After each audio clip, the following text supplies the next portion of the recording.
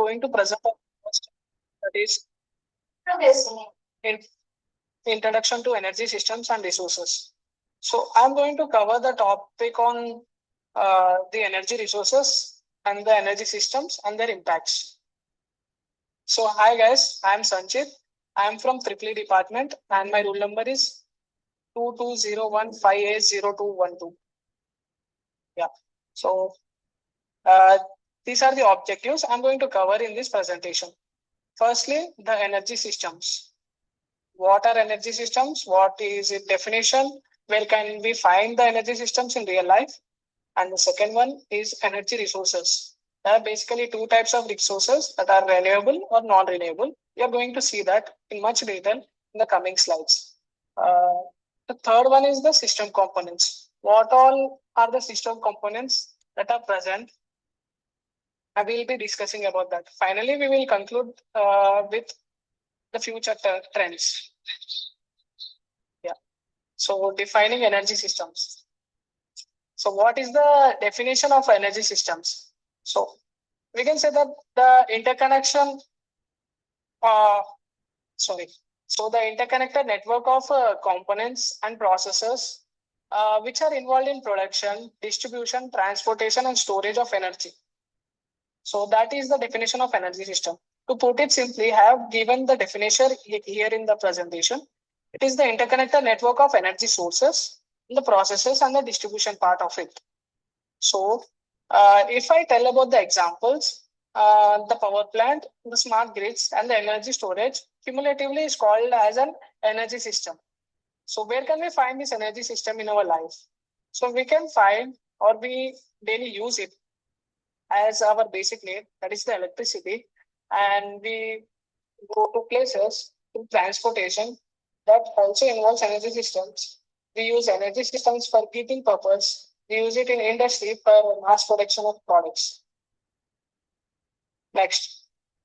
So here is the energy resource classification. There are basically two types of energy resources. One is the renewable energy sources and another is the non-renewable energy sources. What all comes under renewable energy sources? Solar, wind, hydro, biomass, geothermal. Why are we calling this as renewable energy sources? Because these are sustainable, these are eco-friendly, and what more we can say is these are not depleted over the usage.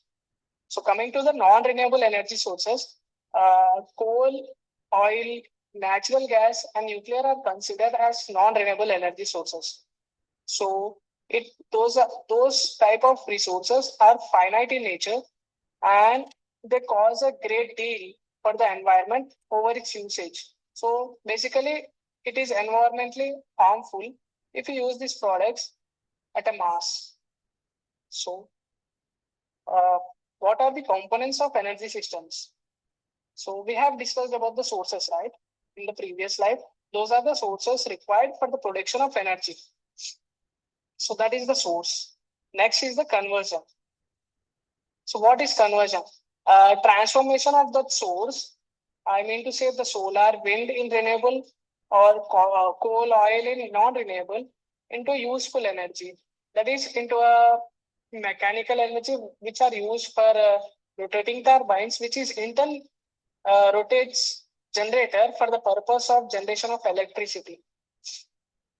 So coming to the distribution part, we need some type of system which will efficiently distribute the energy which has been produced to the consumer for its usage. So we use grids, pipelines for that purpose. So next is the storage. As we are dependent on the energy systems, so the mass production of the energy system plays a key role, and storage also plays a key role. So we need to store it in a way so that we can use it whenever possible, and it depends upon our usage. So the main energy storage systems are batteries, the pumped storage system, which is basically in the hydrological department. So that is the storage one. Next comes the consumption. We are the end users, and industries are the end users of these energy systems products. Next comes the renewable energy systems. what all comes under the renewable part or the non-conventional part? So solar power. We use photovoltaic cells, solar thermal for our usage. That is, the solar from the sun is captured on the solar panel, and from that we use it to recharge the battery, which is in turn used for us for many purposes like electricity, driving of vehicles, etc. So next comes the wind power. There are basically two types of turbines depending upon the location. One is the offshore turbine and the onshore turbine. So based on the locations, it has been defined here. And what is the end principle is, so it converts the rotating, I mean, it converts the wind energy into kinetic energy, which is in turn is used for rotating generator for the purpose of generating electricity.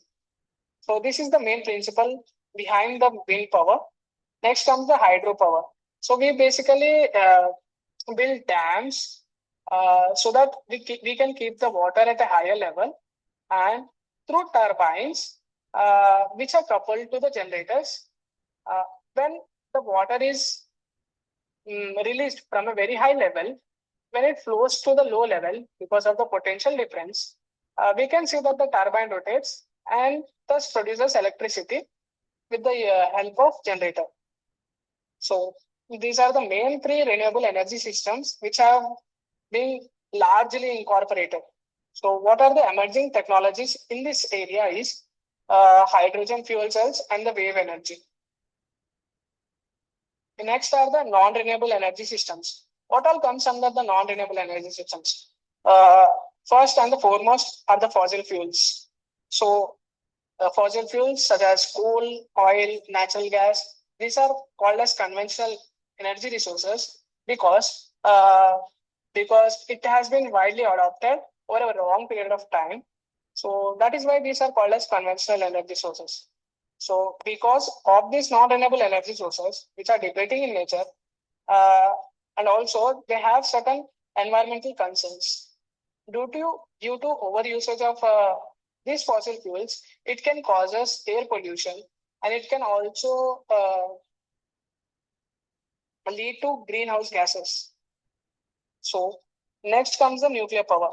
Uh, I think my friend in the previous presentation has explained about the fission and the fusion process, which takes place by using nuclear elements. So thereby we can generate electricity through those processes in the reactors. So what are the pros and cons of the non-renewable energy systems? Uh, we can produce mass amount of energy, but there will be also waste which has to be managed. So what are the challenges we can face during this whole process of production, generation, distribution, and transportation of the energy systems? Uh, Overall, we can see that the resource get depleted over time on the overusage of the fossil fuels, which is a major concern.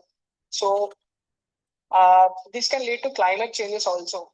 The carbon emission in the atmosphere can lead to a very drastic changes in the environment, and also causes health issues in the humans.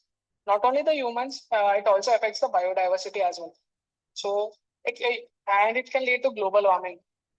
So what are the energy actions?